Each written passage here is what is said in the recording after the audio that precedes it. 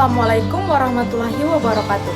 Halo sahabat ekonomi syariah, selamat datang kembali dengan saya Mulan Jamila Kamis, mahasiswa semester 3 dari Fakultas Ekonomi dan Bisnis, Prodi Akuntansi, kelas 3E dengan NPM 022724111176.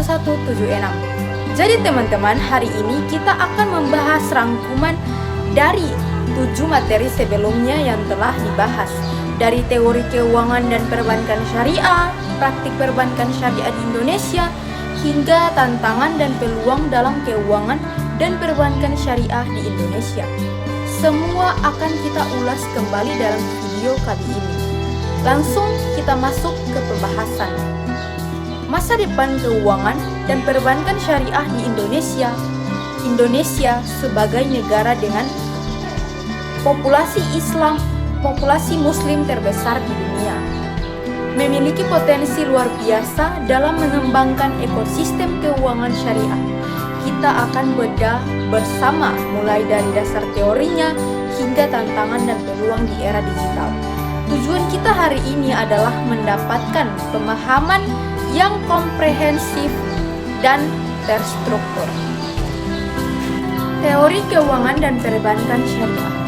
Prinsip dasar dan akad utama inti dari keuangan syariah adalah larangan atas riba, gharar, ketidakpastian atau spekulasi, dan maisir perjudian. Sistem ini menekankan pada keadilan, kesetaraan, dan kegiatan sektor real. Prinsip ini secara fundamental berbeda dari sistem konvensional yang berbasis bunga, interest. Perbankan syariah beroperasi menggunakan sistem bagi hasil, profit loss sharing, dan transaksi berbasis aset bukan berbasis utang berbunga. Akad utama, murabaha jual beli. Bank membeli barang yang dibutuhkan nasabah lalu menjualnya kembali dengan harga yang sudah disepakati, harga beli tambah markup keuntungan. Mudharabah bagi hasil, satu pihak menyediakan 100% modal bank dari pihak lain. Nasabah bertindak sebagai pengelola, keuntungan dibagi berdasarkan kesepakatan, kerugian ditanggung pemilik modal, kecuali karena kelalaian pengelola. Musyarakah, kerjasama, atau kemitraan. Kedua belah pihak, bank dan nasabah, sama-sama menyediakan modal untuk proyek. Keuntungan dan kerugian dibagi sesuai porsi modal atau kesepakatan. Ijara, sewa, bank menyewakan aset kepada nasabah. Peran dalam perekonomian, perbankan syariah berfungsi sebagai intermediasi keuangan yang menghubungkan pemilik dana dengan membutuhkan pembiayaan, namun juga memiliki peran sosial melalui instrumen zakat, infak, sedekah, dan wakaf atau disingkat dengan jiswaf, yang mendorong distribusi kesejahteraan dan ekonomi yang berkelanjutan. Praktik perbankan syariah di Indonesia. Sejarah dan perkembangan regulasi praktik perbankan syariah di Indonesia dimulai pada tahun 1992 dengan berdirinya Bank Muamalat Indonesia atau disingkat dengan BMI. Perkembangan utamanya didukung oleh landasan hukum yang kuat seperti Undang-Undang Nomor 21 Tahun 2008 tentang Perbankan Syariah yang memisahkan operasional syariah dari konvensional dan memungkinkan bank umum mendirikan unit usaha syariah atau disingkat dengan UUS atau Bank Umum Syariah BUS. Tren konsolidasi beberapa tahun terakhir ditandai dengan langkah konsolidasi besar, terutama merger 3 bank BUMN syariah menjadi Bank Syariah Indonesia BSI. Ini bertujuan untuk menciptakan bank syariah yang kuat, berdaya saing, dan memiliki skala besar untuk menunjang perekonomian nasional. Keunggulan produk meskipun produk serupa, mekanismenya berbeda. Yang pertama, tabungan. Menggunakan akad wadiah, titipan atau mudharabah bagi hasil. Kedua, pembiayaan menggunakan akad murabaha atau izarah alih-alih pinjaman berbunga. Dan yang ketiga, dana nasabah di bank syariah juga tetap dijamin oleh lembaga penjamin simpanan LPS, sama seperti bank konvensional. Optimalisasi infrastruktur di era digital. Tuntutan digitalisasi di era digital. Infrastruktur perbankan syariah harus bertransformasi agar tetap relevan. Nasabah menuntut layanan yang cepat, efisien, aman, dan mudah diakses. Semuanya harus tetap sesuai prinsip syariah. Inovasi infrastruktur dan layanan.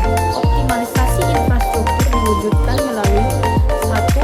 Penguatan teknologi informasi (TI). Adopsi teknologi seperti big data dan kecerdasan buatan AI untuk manajemen risiko yang lebih proaktif dan preventif. 2. Layanan digital syariah. Pengembangan aplikasi mobil banking yang canggih, termasuk fitur-fitur unik seperti layanan digital, wakaf digital, dan akad pembiayaan elektronik e-signature. Yang ketiga, integrasi sistem pembayaran. Pemanfaatan sistem pembayaran nasional seperti QRIS dan BI Fast oleh Bank Syariah untuk efisiensi transaksi. Keempat, kolaborasi dengan fintech syariah. Kerjasama misalnya dalam P2P lending syariah untuk memperluas jangkauan pembiayaan khususnya bagi UMKM yang prosesnya lebih mudah dan cepat.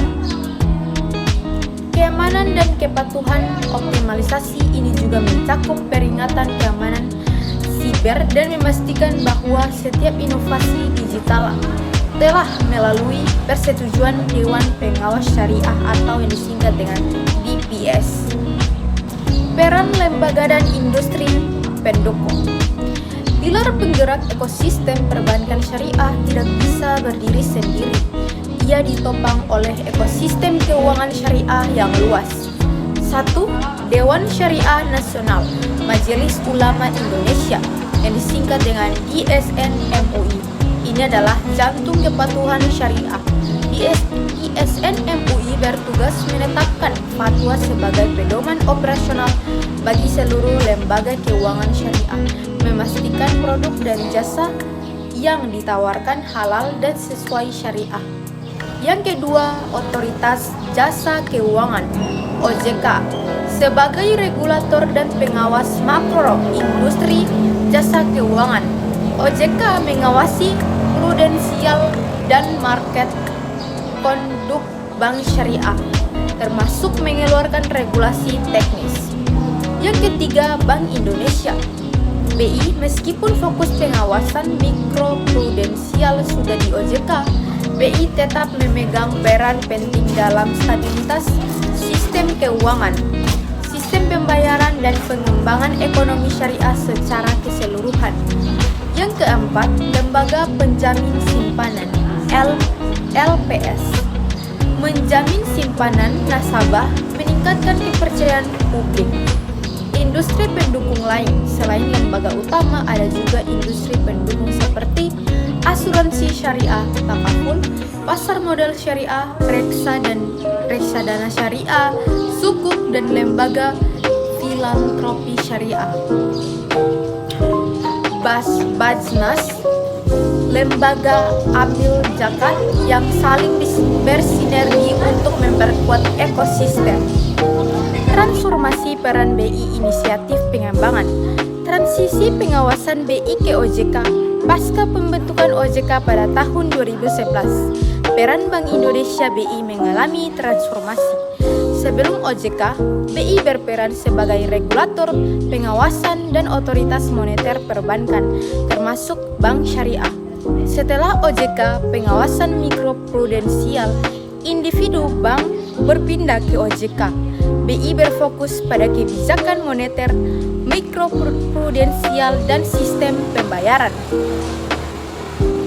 Fokus baru BI, pengembangan ekonomi syariah. Dalam konteks syariah, BI mengambil inisiatif strategis yang kuat untuk mendorong pertumbuhan. Yang pertama, penguatan rantai nilai halal (RPH), mendorong integrasi antara sektor keuangan syariah dengan industri halal seperti makanan, fashion, pariwisata, dan farmasi. Yang kedua, optimalisasi pembayaran syariah, mendorong inovasi produk pembiayaan untuk UMKM dan sektor prioritas serta memperkuat pemanfaatan dana sosial syariah JISWAF. Yang ketiga, perluasan literasi dan inklusi melalui program seperti Lentera Emas, literasi dan inklusi ekonomi dan keuangan syariah menuju Indonesia Emas. BI berupaya meningkatkan pemahaman dan partisipasi masyarakat. Yang keempat, infrastruktur sistem pembayaran, mendorong penggunaan layanan digital yang sudah diinisiasi BI seperti BI Fast dan KRIS di seluruh bank syariah. Tujuannya adalah menjadikan Indonesia pusat ekonomi syariah dunia. Tantangan, peluang, dan penutup. Tantangan utama, meskipun pertumbuhan impresif, perbankan syariah menghadapi beberapa tantangan. Yang pertama, literasi keuangan syariah. Tingkat pemahaman masyarakat masih rendah, yang seringkali membuat mereka menganggap produk syariah sama dengan konvensional. Hanya beda nama, edukasi masih sangat diperlukan. Yang kedua, daya saing dan skala. Meskipun ada konsolidasi pangsa pasar, market share, bank syariah secara nasional masih relatif kecil, membutuhkan modal yang lebih besar untuk bersaing. Yang ketiga, ketersediaan SDM. Kebutuhan akan sumber daya manusia SDM yang kompeten, profesional, dan memahami aspek syariah yang modernitas teknologi masih menjadi pekerjaan rumah. Peluang emas di sisi lain, peluangnya sangat besar. 1. Basis populasi muslim. Indonesia memiliki pasar domestik yang sangat besar dan loyal terhadap produk halal dan syariah. Yang kedua, dukungan pemerintah dan regulator. Komitmen kuat melalui roadmap pengembangan seperti RP3S1 2023 sampai 2027 oleh OJK dan inisiatif BI menciptakan iklim regulasi yang kondusif. 3. Tren investasi berkelanjutan. Prinsip syariah yang melarang investasi di sektor non-etis, alkohol, judi, senjata, sejalan dengan tren global investasi bertanggung jawab sosial dan lingkungan (ESG). Sukuk dan reksadana syariah memiliki peluang besar di pasar internasional. Yang keempat, optimalisasi JISWAF.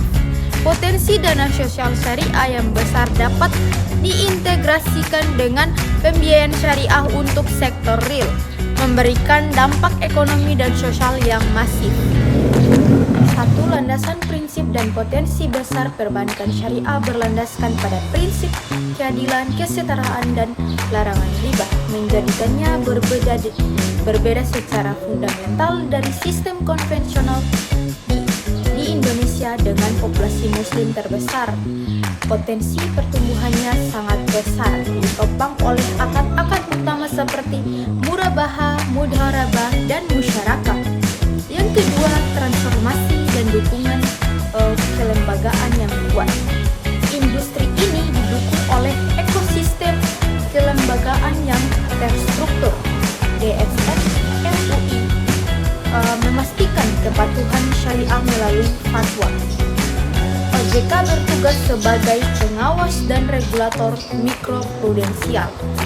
Bank Indonesia (BI) pasca transformasi peran kini berfokus pada stabilitas makro dan pengembangan ekonomi syariah melalui inisiatif seperti penguatan rantai nilai halal (RVH) dan sistem pembayaran digital KRIS BI Fast. Konsolidasi bank syariah menjadi entitas skala besar seperti BSI juga memperkuat daya saing. 3. Kebutuhan digitalisasi dan infrastruktur di era digital. Optimalisasi infrastruktur menjadi kunci. Bank syariah harus berinvestasi besar pada teknologi informasi TI, mengembangkan layanan mobile banking yang canggih, dan berkolaborasi dengan fintech syariah untuk meningkatkan efisiensi, jangkauan pembiayaan, dan layanan jiswaf digital, sambil tetap menjaga kepatuhan syariah.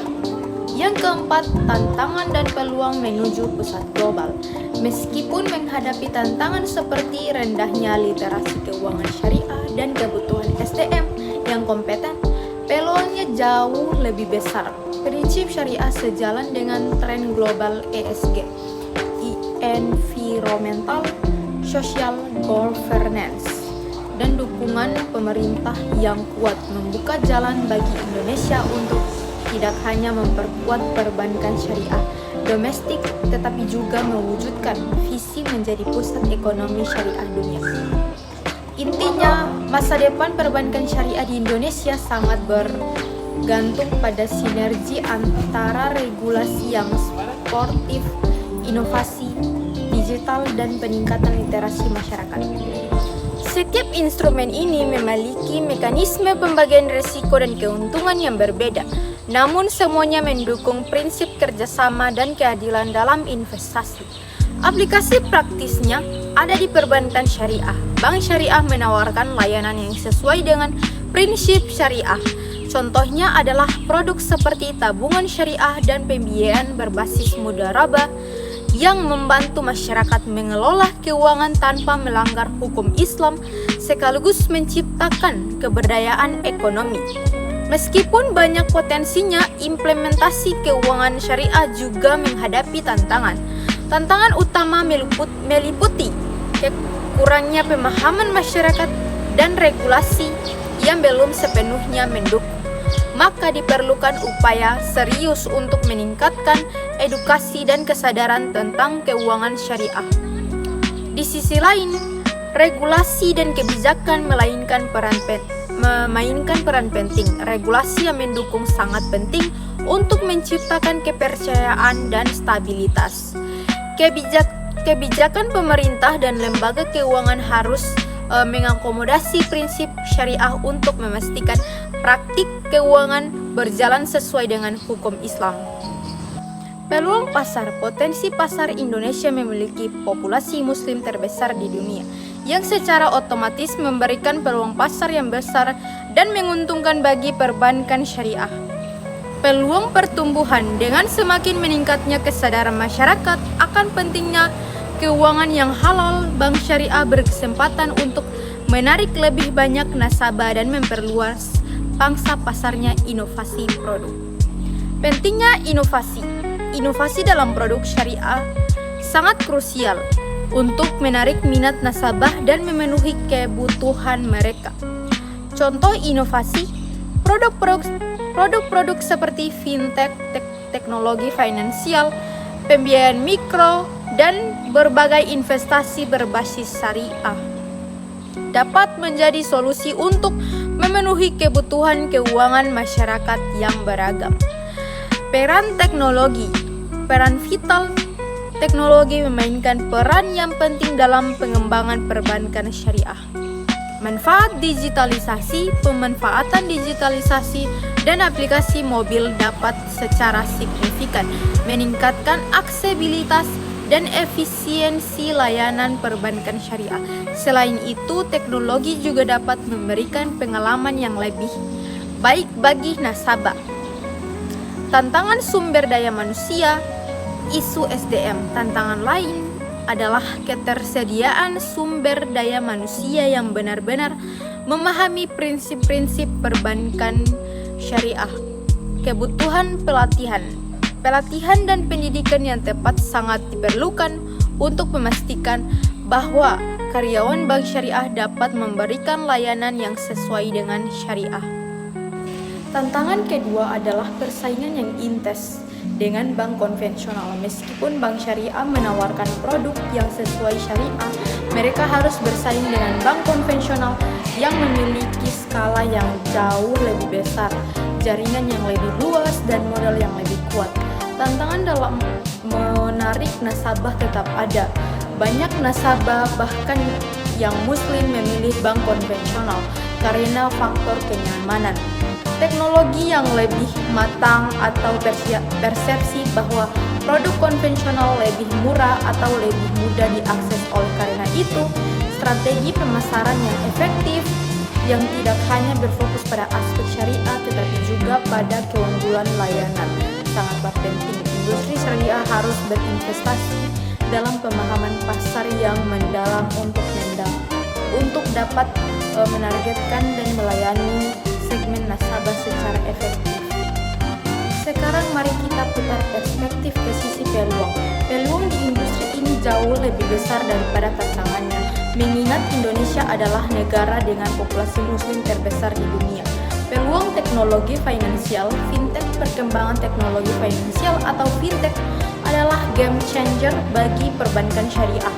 Inovasi digital seperti mobile banking, peer-to-peer lending syariah, dan digital wallet syariah menawarkan kesempatan emas.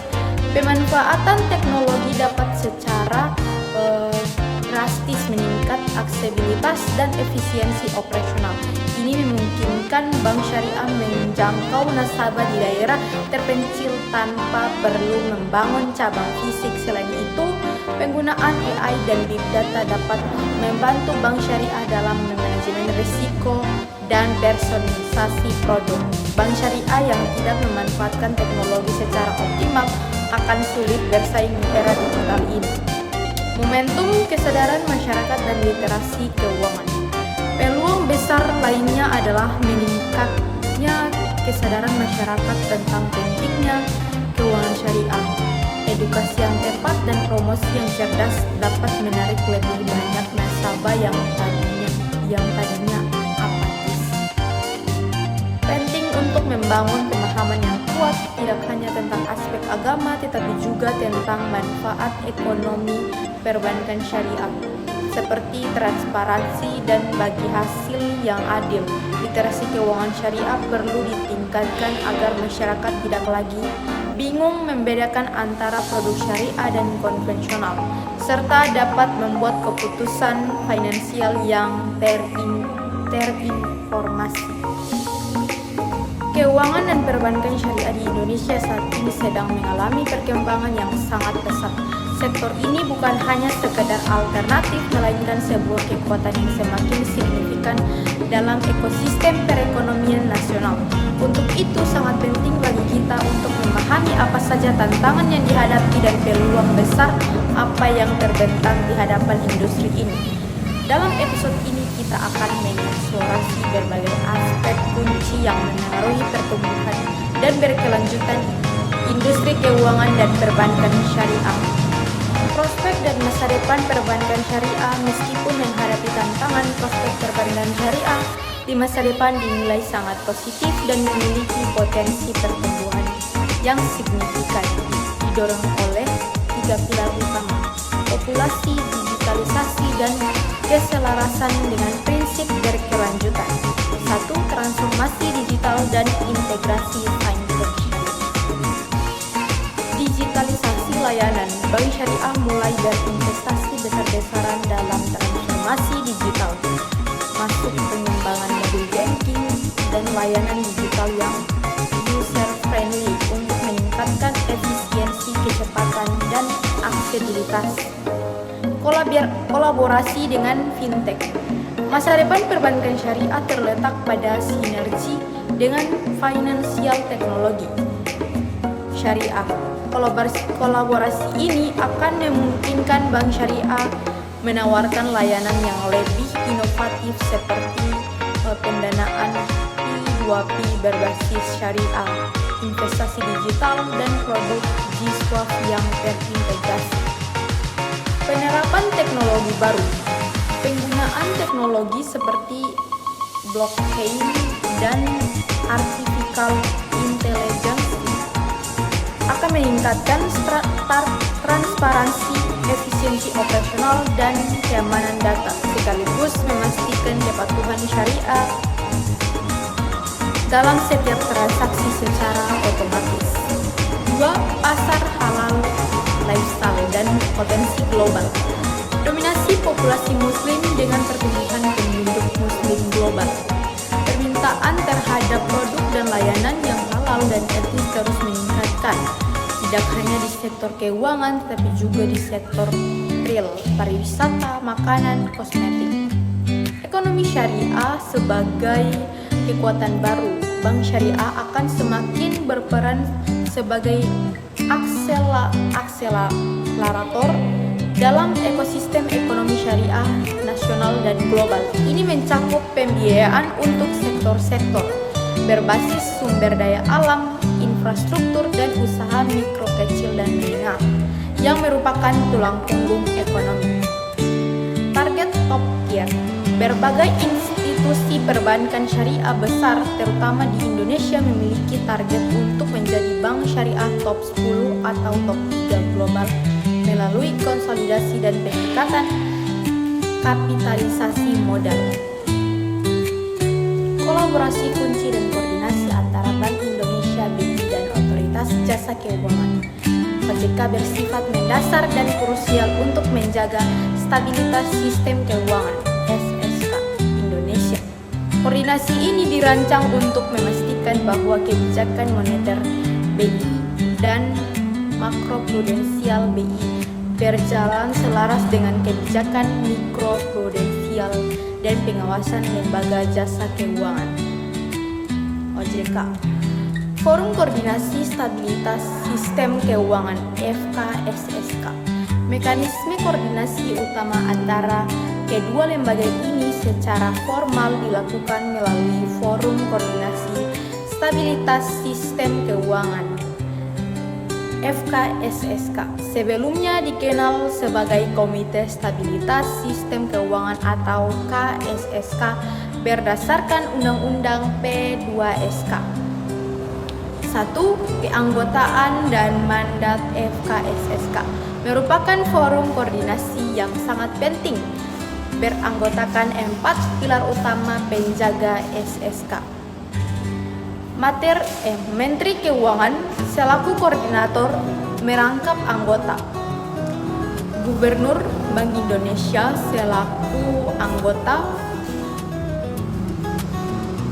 Ketua Dewan Komisioner OJK selaku anggota, Ketua Dewan Komisioner Lembaga Penjamin Simpanan LPS selaku anggota. Yang kedua, tugas inti FKSSK. Tugas utama FKSSK adalah pencegahan dan penanganan krisis pada sistem keuangan. Dalam kondisi normal, FKSSK wajib melakukan pemantauan dan evaluasi terhadap SSK secara berskala, membuat rekomendasi kebijakan kepada masing-masing anggota untuk memelihara stabilitas, melaksanakan protokol manajemen krisis saat kondisi darurat. Kolaborasi kunci BI dan OJK. Di luar FKSSK, koordinasi BI dan OJK berfokus pada pertukaran informasi dan penyesuaian regulasi di bidang yang saling berkaitan. 1. Koordinasi kebijakan makroprudensial dan mikroprudensial. Ini adalah jantung kolaborasi BI dan OJK pasca pemisahan fungsi pengawasan. BI makroprudensial menetapkan kebijakan untuk memitigasi risiko sistemik yang berasal dari sektor keuangan secara keseluruhan. Misalnya menetapkan rasio loan to value atau LTV untuk kredit. OJK mikroprudensial melaksanakan dan mengawasi kebijakan makroprudensial tersebut di tingkat lembaga keuangan individu. Misalnya memastikan bank mematuhi rasio LTV yang ditetapkan BI, serta menetapkan aturan kesehatan bank per individu seperti permodalan minimum. Sinergi BI dan OJK mengadakan pertemuan rutin mingguan hingga bulanan di level teknis hingga pemimpin untuk memastikan kebijakan yang diambil saling melengkapi dan tidak bertentangan. 2. Penanganan bank bermasalah, likuiditas dan solvabilitas. Kerjasama ini diatur melalui kesepakatan bersama KB dan bersifat operasional, terutama terkait pinjaman likuiditas jangka pendek (LJP) dan pembiayaan likuiditas jangka pendek syariah (LJPS). Bank solven mampu bayar tapi sulit likuiditas jika ada bank yang sehat, namun tiba-tiba kekurangan dana mulai likuiditas. BI dapat memberikan PLJP atau PLJPS sebagai lender of the last resort. Peran OJK bertugas menilai status solvabilitas kesehatan permodalan bank tersebut sebelum BI menyalurkan PLJP, memastikan dana BI hanya diberikan kepada bank yang dinilai masih sehat. 3. Pertukaran informasi dan data kolaborasi. Ini vital untuk pengambilan keputusan berbasis risiko. Data bank, OJK menyediakan data kesehatan bank, laporan pengawasan, permodalan, non-performing loan atau NPL, dan lain-lain kepada BI untuk digunakan dalam analisis risiko sistemik makroprudensial oleh BI. Data moneter. BI menyediakan data moneter dan makroekonomi inflasi, nilai tukar, suku bunga acuan kepada OJK sebagai input OJK dalam menetapkan kebijakan pengawasan dan regulasi sektor jasa keuangan. Integrasi pelaporan. Kedua lembaga bersama LPS bekerja untuk mengintegrasikan pelaporan perbankan agar data yang digunakan memiliki definisi dan format yang seragam, memudahkan analisis dan pengawasan. Yang keempat, penguatan keamanan siber. Mengingat sektor keuangan sangat bergantung pada teknologi digital, BI dan OJK berkolaborasi dalam menjaga ketahanan siber. Tujuan mengelola dan memitigasi risiko serangan siber yang dapat mengganggu sistem pembayaran otoritas BI dan operasional lembaga jasa keuangan.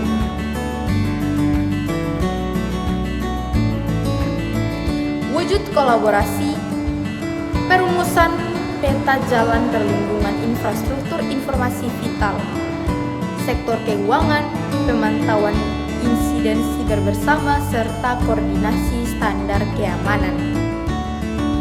Kolaborasi ini memastikan bahwa meskipun tugas moneter,